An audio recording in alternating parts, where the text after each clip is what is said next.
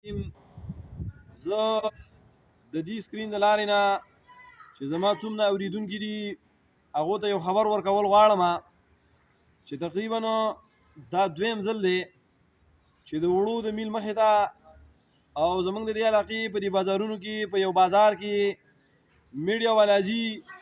او د ښځو نه په بولقو کې چې کوم دی تصویران دي او به د هغه سوشل میډیا د لارې نه چې کوم دی هغه ویډیو شیر کوي چې د دې علاقې زنانه راووتلي او د وړو د نه میلاوېدو په وجه باندې احتجاجي مظاهره وکړله. نو زه خو اولا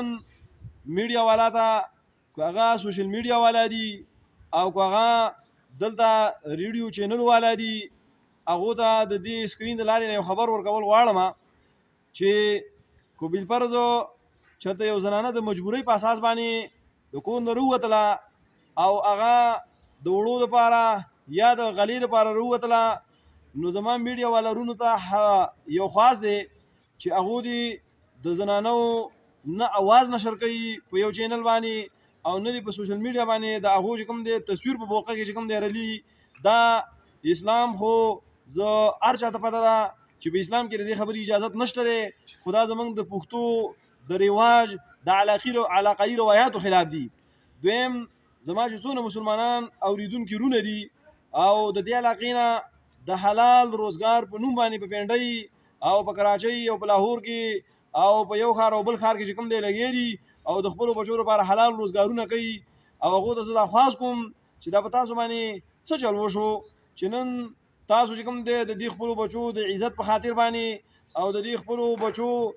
د حلال روزۍ د ګټلو لپاره چې کوم دی مسافرین خپلې کړي دي او په کلونو باندې تاسو مسافرې وئ او دلته چې کوم دی زنانه راوځي او د هغو د یو غلط تصویر هغه چې کوم دی پیش کیږي چې یاره د دې علاقې ښځې راوځي روډونو ته او د وړو د میل مخې ته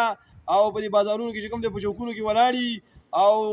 میډیا والا ورځي او اوازونه هم نشر کیږي او د هغو د بلقو تصویران او د هغو چې کوم دی د شکلونو تصویران هم نشر کیږي. نو زما ټول امت مسلمت او ټولو